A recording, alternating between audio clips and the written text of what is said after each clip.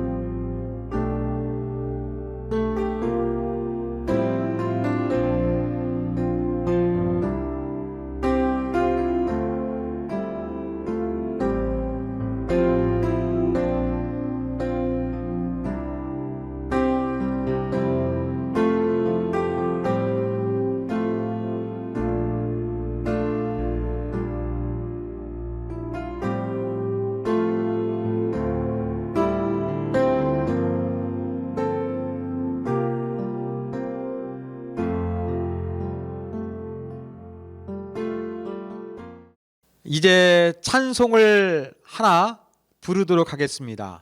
CCM 중에서 찬송하라라는 곡입니다. 옛날 분들은 이 곡을 기억하실 것이고 또 최근에는 교회에서 많이 부르시지 않기 때문에 모르실 분도 계시겠지만 쉬운 찬양입니다. 또 찬양에 대한 곡이니까 다 같이 여러분 하나님께 찬양을 드리도록 하겠습니다. 네, 본격적으로 3강을 시작하기 전에 다시 한번 우리가 지난 시간에 배웠던 이 예배에 대한 부분들을 한번 복습해 봤으면 좋겠습니다. 예배는 영과 진리로 드려야 합니다.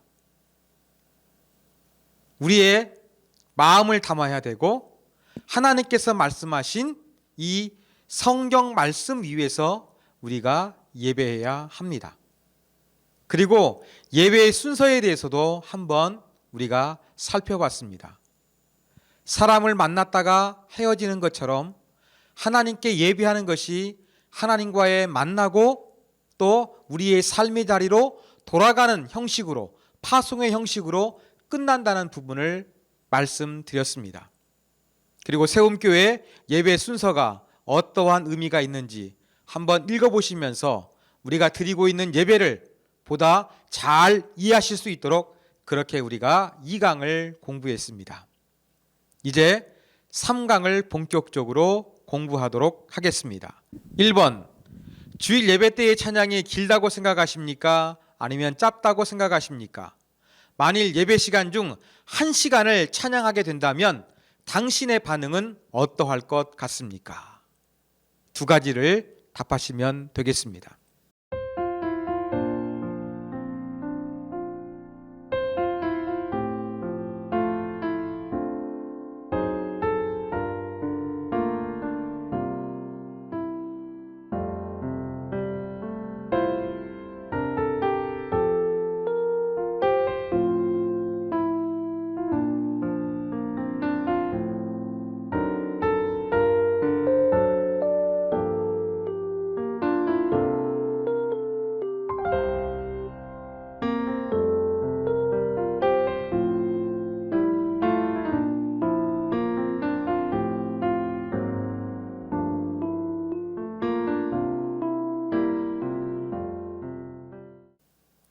여러분, 우리가 주일 예배 때 보면 우리 집사님께서 한 5곡 정도 찬양을 합니다. 아마 15분, 20분 정도 찬양하는 걸로 알고 있습니다. 여러분, 깁니까? 짧습니까? 저는 한국 교회보다 좀 미국 교회를 많이 좀 보는 편인데, 미국 교회 찬양은 한 20분 넘어갑니다. 그리고 어떠한 예배들을 보면은 예배 전체 시간이 1시간 반 가량, 1시간 50분 그렇게 되는 경우도 많이 있습니다. 또 제가 봤던 교회들이 좀 현대적인 교회인지 모르겠습니다만 예전 순서가 생각보다 아주 단순합니다. 그냥 기도하고 인사하고 찬양하고 설교하고 다음 주일 만납시다, 이렇게 끝나는 내용이 상당히 많이 있습니다. 그런데 제가 봤던 이 온라인을 통해서 해외 교회 영상을 보면 예배가 상당히 우리 교회보다 깁니다. 한국 교회는 1시간 정도 예배 드리고 있는데 해외 교회는 예배 시간이 더 깁니다. 그리고 여러분, 음악적으로 흥이 있는 그러한 사람들이 있습니다. 여러분, 흑인들 보면은 상당히 좀 흥이 있습니다. 그리고 제가 청년부를 지도했던 시절 이 동남아 가보면은요, 동남아 사람들도 찬양을 길게 합니다. 또 제가 예배 교재를 준비하기 위해서 미국에 있는 다인종 교회 그 예배 모습도 보면은요, 그냥 즉흥적으로 예배하고 찬양하는 시간이 상당히 깁니다. 여러분, 제가 말씀드리고 싶은 것은 한국 교회는 1시간 정도 예배를 드리고 있는데 해외 교회는 예배 시간 중에서 찬양이 훨씬 더 많은 부분을 차지하고 있다는 것입니다. 그런데도 우리는 바쁘고 시간이 없는데 설교가 너무 길어, 찬양이 너무 길어, 이런 생각을 하고 있는 편은 아닌지 우리가 생각해 보면서 찬양에 대한 주제로 넘어가도록 하겠습니다. 찬양의 의미에 대해서 먼저 살펴보도록 하겠습니다. 2번, 찬양은 사람이 아닌 하나님에게 초점을 맞추고 있습니다. 찬양의 첫 번째 의미는 하나님을 자랑하는 것입니다. 시편 44편 8절을 밑줄 가운데 찾아서 기록하시면 됩니다.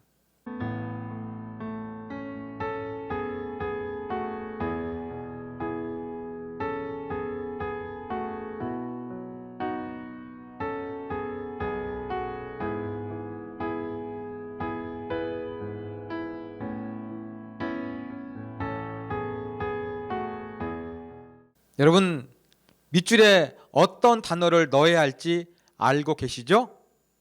우리가 종일 하나님을 자랑하였나이다. 찬양은 하나님을 자랑하는 거예요. 제가 들었던 어떤 그 동기 목사님의 표현은 하나님을 칭찬하는 것이라고도 표현하더라고요. 하나님 행하신 것을 자랑하고 하나님 행하신 것을 높여드리는 것, 이것이 바로 찬양입니다. 사랑하는 세움가족 여러분, 여러분은 하나님의 어떠한 것을 자랑하고 칭찬하고 싶습니까? 3번, 찬양의 두 번째 의미는 하나님을 높이는 것입니다. 사무엘하 22장 47절 중 밑줄에 들어갈 말을 기록하십시오.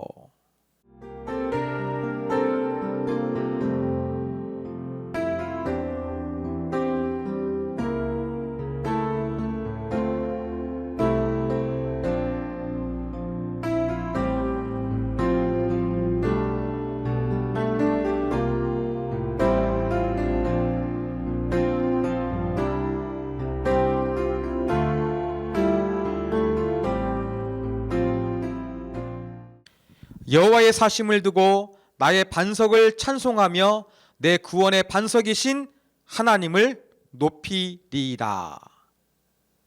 찬양은 하나님을 높이는 거예요. 여러분, 존경하는 사람, 위대한 사람은 우리가 높이고 우러러 보는 것처럼 하나님께서 위대한 일을 행하셨기 때문에 우리가 하나님을 높여드리는 것이 찬양이다. 이렇게 정리할 수 있습니다. 4번, 찬양의 세 번째 의미는 하나님을 영화롭게 하는 것입니다. 시편 66편 2절 중 밑줄에 들어갈 말을 기록하십시오.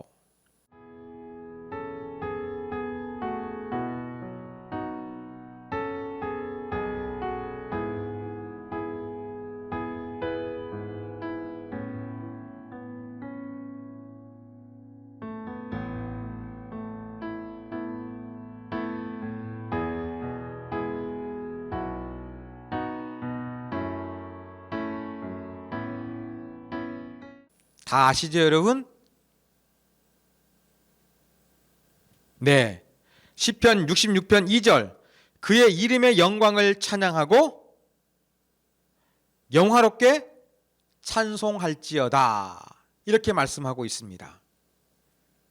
하나님 앞에 영광을 올려드리는 것, 찬양 받으시기에 합당하신 하나님 앞에 최고의 곳을 올려드리는 것, 이것이 바로 찬양입니다.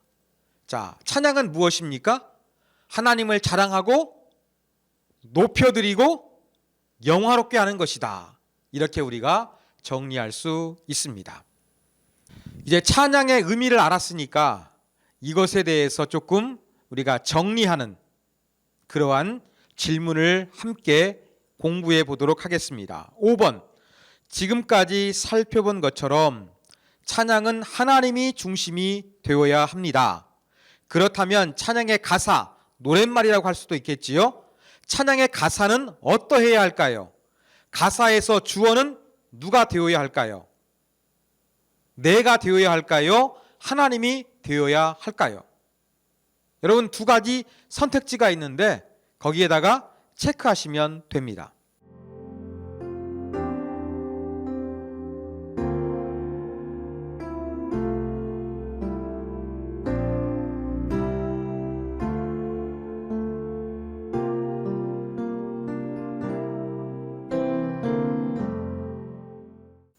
여러분, 체크하셨습니까? 하나님이 주어가 되어야 한다. 여기에 체크하는 것이 더 좋습니다. 여러분, 내가 하나님을 찬양합니다. 내 평생토록 여호와를 찬양합니다. 이렇게 나를 주어로 해서 하나님을 찬양하는 것도 좋습니다. 그런데 아까 우리가 찬양이란 무엇인가 정의 살펴보지 않았습니까? 하나님께서 행하신 일을 우리가 자랑하고 칭찬하고 높이고 영화롭게 하는 것, 그러면 주어가 누가 되는 것이 더 좋겠습니까? 하나님이 되시는 것이 더 좋다는 것입니다. 물론 하나님 행하신 일을 높인다고 해서 모든 가사에 주어가 하나님이면 그것은 너무 한쪽에 치우친 것일 것입니다. 그러나 정말로 찬양이 하나님을 위한 것이라고 한다면 찬양의 가사도 가급적이면 주어가 하나님이 되는 것이 좋다는 것입니다. 그래서 사랑하는 여러분, 우리가 찬양을 생각할 때에 한 가지 더 생각해 보셨으면 좋겠습니다. 우리가 찬양을 들으면 이 찬양 좋네? 감미롭네? 은혜스럽네? 가사가 참 좋은데? 이렇게 반응합니다. 그런데 여기에서 한 가지를 더 추가하십시오. 가사를 보십시오. 주어가 난지 하나님인지 이것을 보시면서 보다 더 하나님 앞에 영광을 돌려드리는 찬양은 하나님이 주어인 것일수록 좋다. 이것도 여러분들이 반드시 기억하시면 좋겠습니다. 이제 찬양이 가지고 있는 독특한 성격을 우리가 살펴보도록 하겠습니다. 6번, 요한계시록 19장 5절을 읽고 밑줄에 들어갈 말을 기록하십시오. 여러분 찾아서 읽고 한번 기록해 보시기 바랍니다.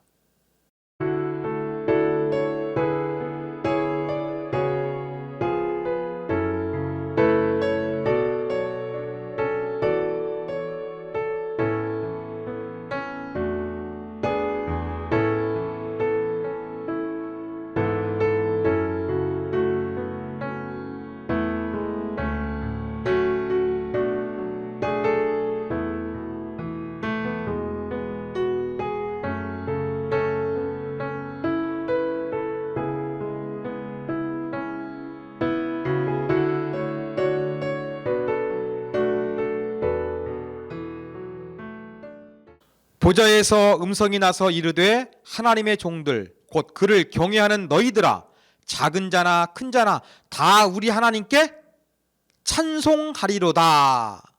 이렇게 되어 있습니다. 밑줄에 들어갈 단어는 찬송입니다. 자, 그런데 찬송이 어디에서 이루어지고 있습니까? 이 땅 위에서 이루어지고 있습니까? 아니면 하나님 나라, 하늘나라에서 이루어지고 있습니까? 네, 본문의 배경은 하늘나라, 천국에서 찬송이 이루어지고 있는 것입니다. 여기에 찬양의 독특성이 있습니다. 여러분, 우리가 완전한 하나님 나라에 들어가게 되면 하나님과의 완전한 상태가 됩니다. 하나님의 말씀은 영원토록 계십니다만 이 계시록에서 하나님 말씀을 설교했다는 내용은 없습니다. 그런데 하나님의 나라에서 영원히 하나님을 찬양했다는 구절이 있습니다. 바로 요한계시록 19장 5절입니다. 이 구절 외에도 저 하나님의 나라에서 찬양하는데 새 노래로 찬양한다는 그러한 표현이 요한계시록에는 여러 번 등장하고 있습니다.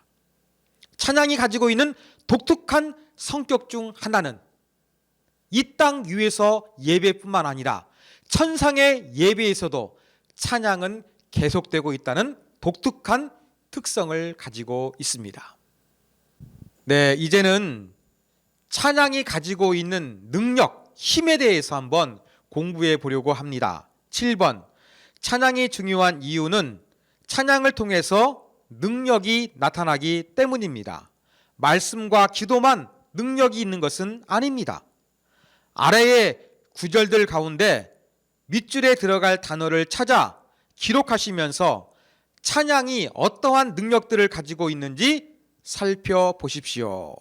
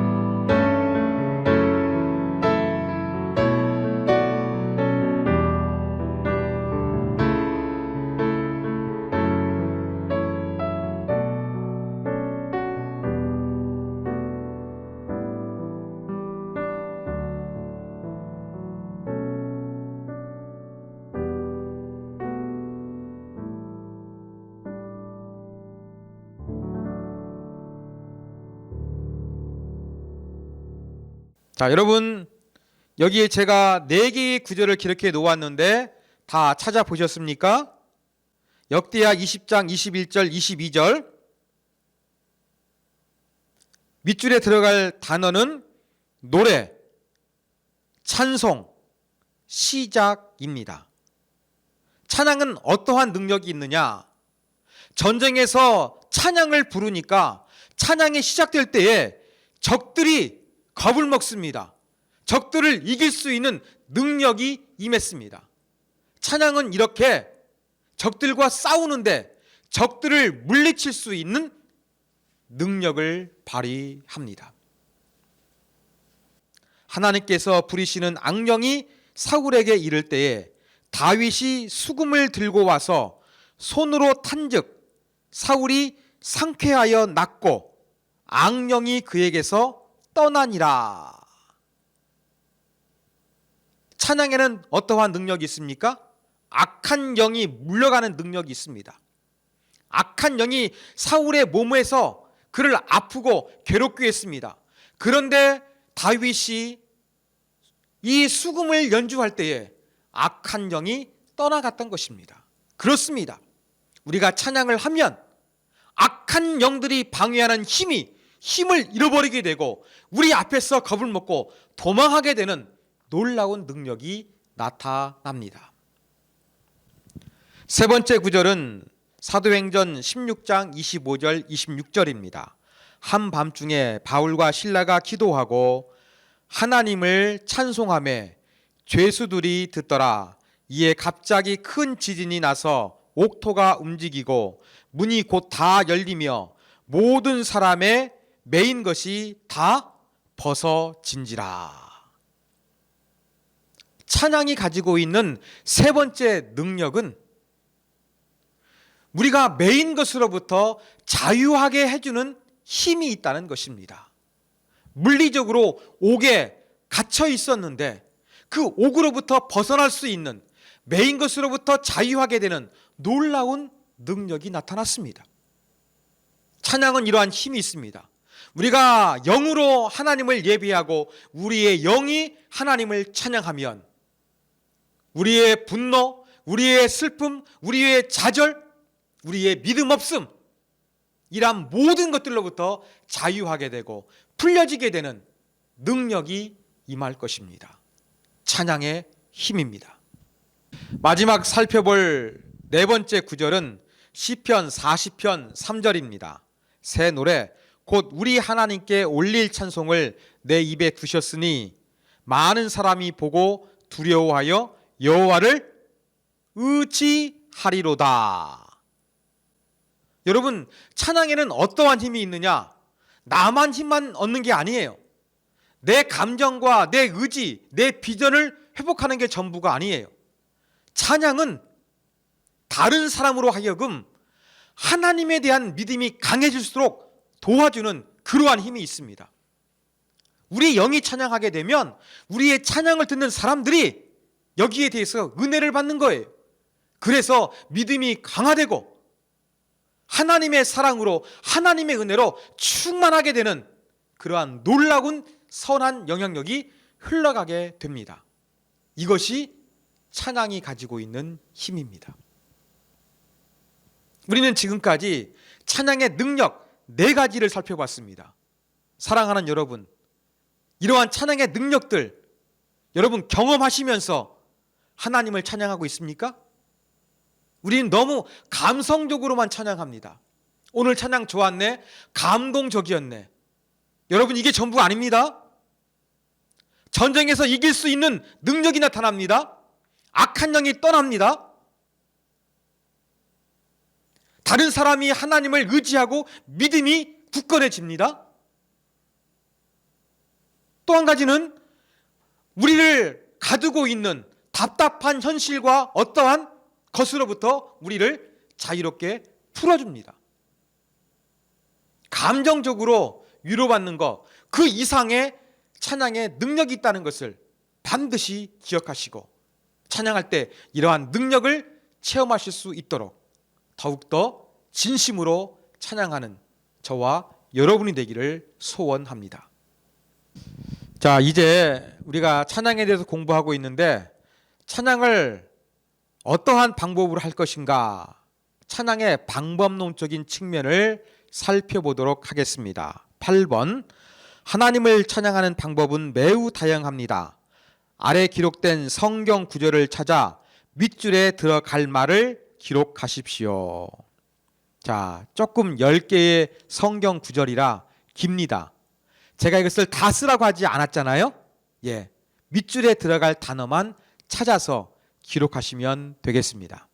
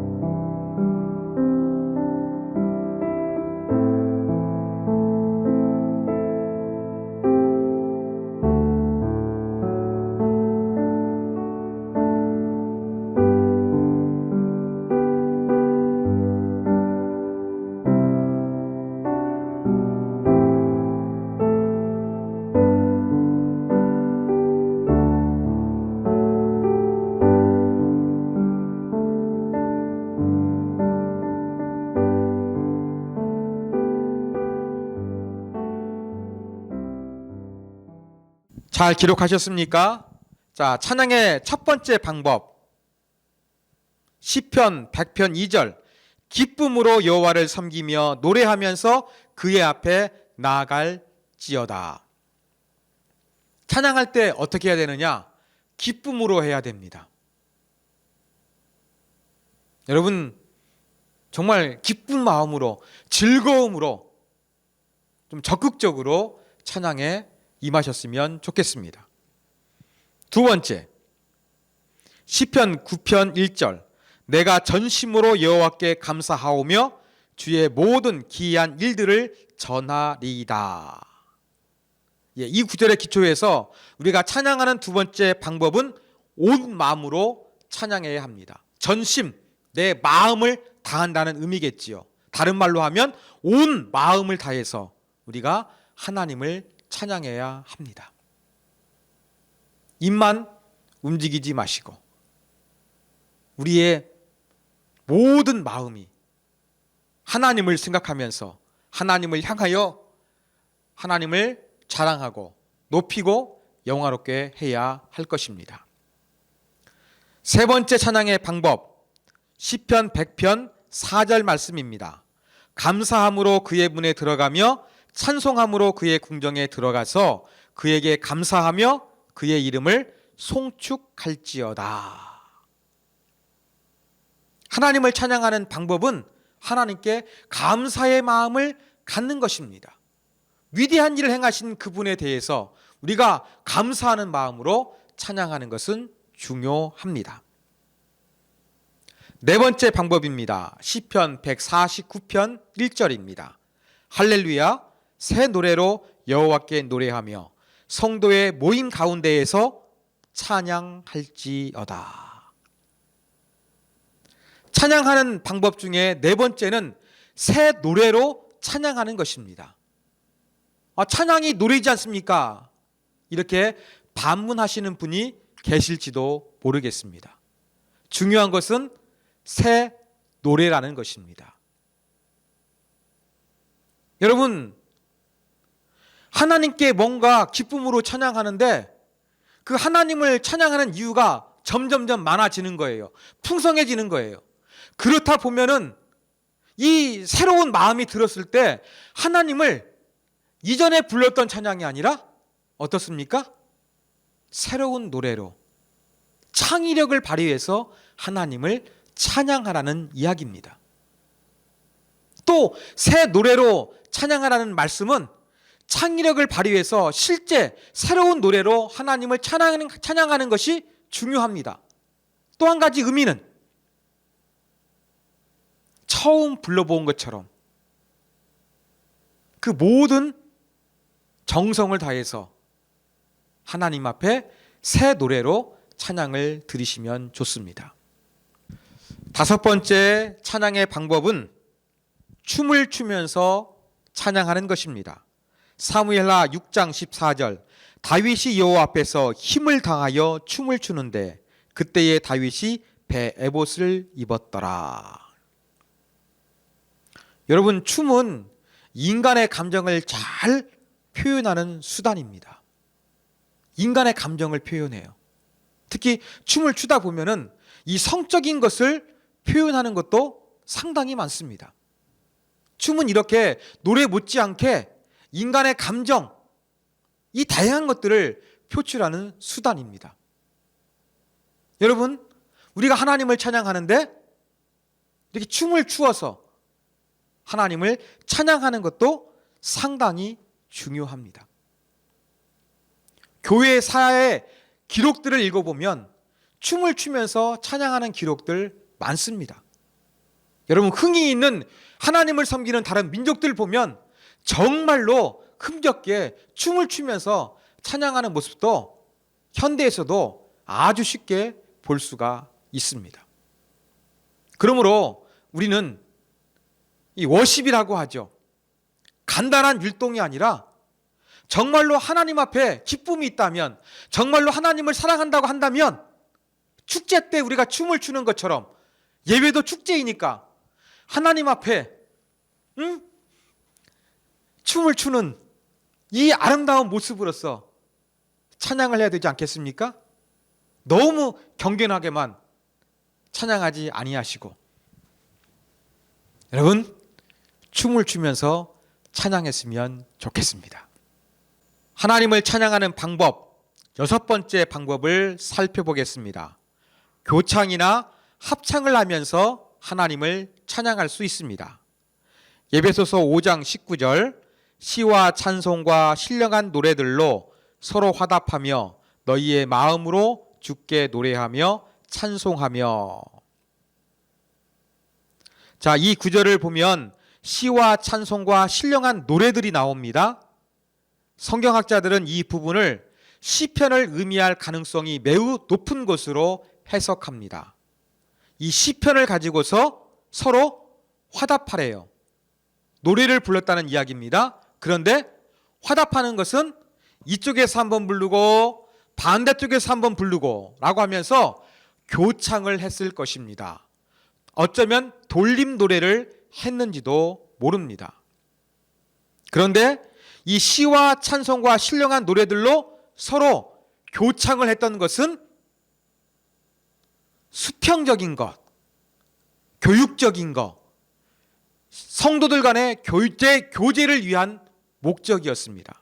뒷부분에 보면 너희의 마음으로 주께 노래하며 찬송하며 이 부분도 있지요. 이 부분은 수직적으로 하나님께 올려드리는 이러한 신앙 고백의 찬양으로 보입니다. 아무튼 우리가 하나님을 찬양하는데 돌림 노래나 또 교대로 찬양을 하면서 하나님 앞에 예배할 수도 있다는 것입니다. 하나님을 찬양하는 일곱 번째 방법은 손을 들고 찬양하는 것입니다.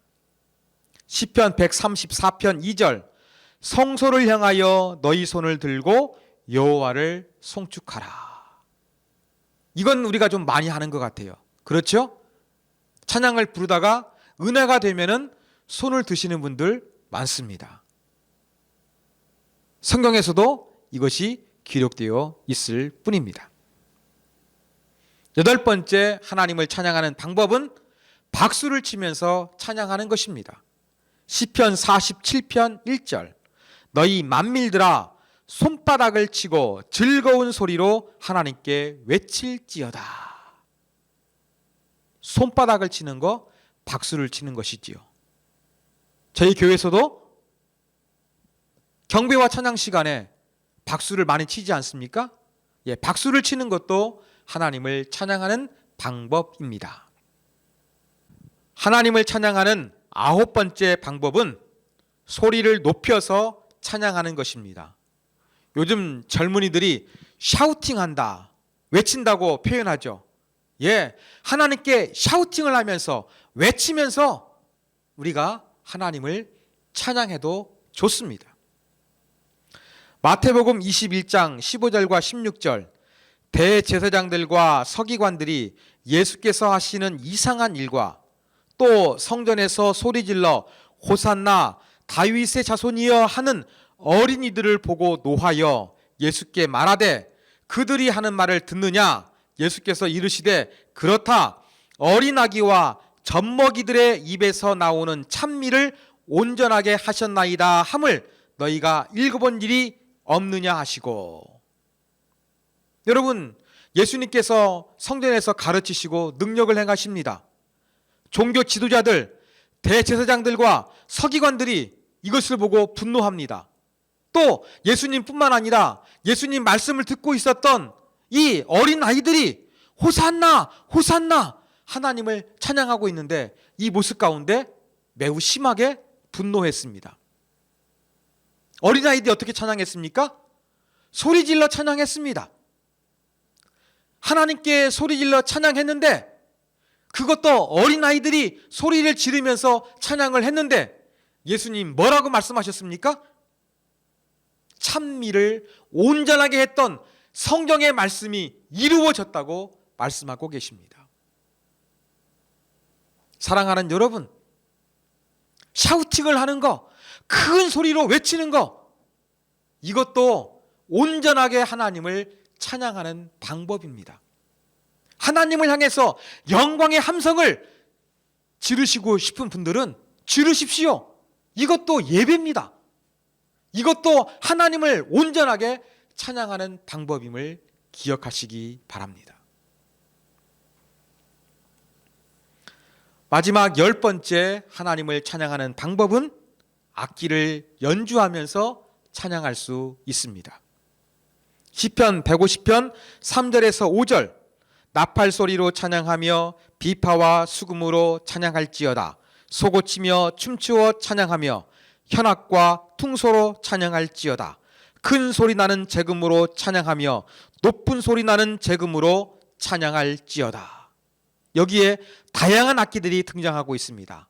다양한 악기로 하나님을 찬양하라 이렇게 명령하고 있습니다. 우리의 몸, 악기, 또 찬양의 다양한 방법들을 통해서 이렇게 하나님을 높이는 것, 이것이 바로 찬양의 방법입니다. 또 한 가지 찬양의 방법은요, 여기에 넣지 않았습니다만 침묵하는 것도 한 가지 방법일 수 있습니다. 고요하게 침묵 속에서 하나님을 높여드리는 무언의 찬양도 가능하다는 거, 여러분이 기억하셔도 좋겠습니다. 자, 이제 방법을 살펴봤으니까 방법과 관련된 적용 질문 9번입니다. 이렇게 다양한 방법으로 하나님께 찬양을 올려드려야 합니다. 찬양은 인간이 표현할 수 있는 방법을 다 동원하여 드려야 합니다. 지금까지 당신이 하나님을 찬양하는 방법은 무엇이었습니까? 그리고 앞으로 어떻게 찬양해야 될 것 같습니까?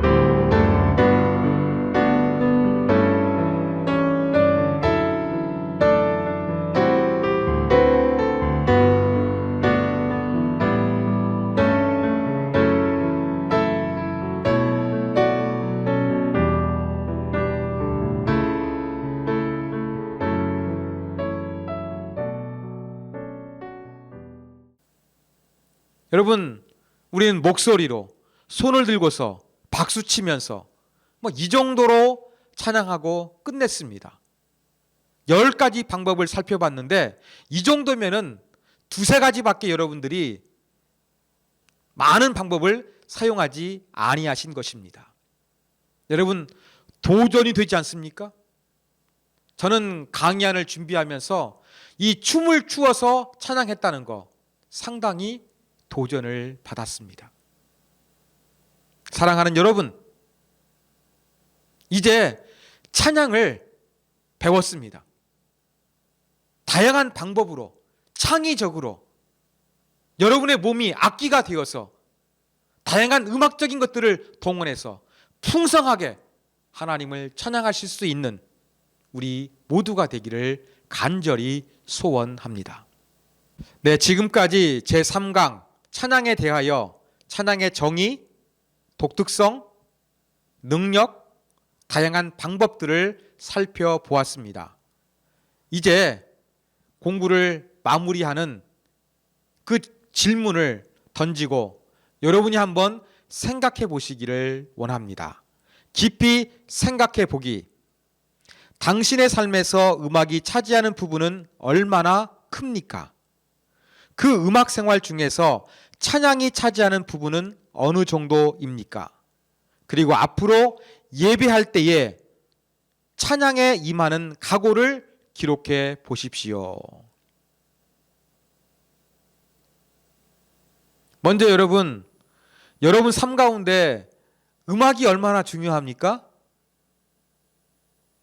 음악을 잘 안 듣는 분도 계시고 음악을 하루 종일 틀어놓고 사시는 분도 계실 것입니다. 청소년들도 보면은 이어폰을 꽂고 다니면서 이 노래를 많이 듣더라고요. 이렇게 음악을 많이 듣고 있는데 그 중에서 찬양은 얼마나 차지하고 있습니까? 제 개인적인 경험을 한 가지 말씀드리겠습니다. 저는 박치입니다.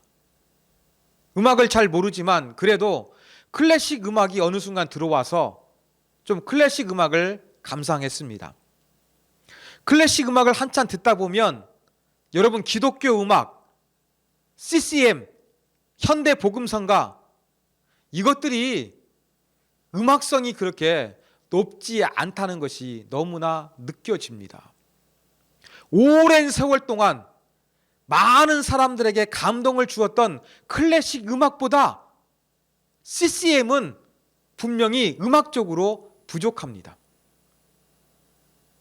그런데 신기하게도 제가 힘이 들어요? 어려워졌어요? 뭔가 위로가 필요해요?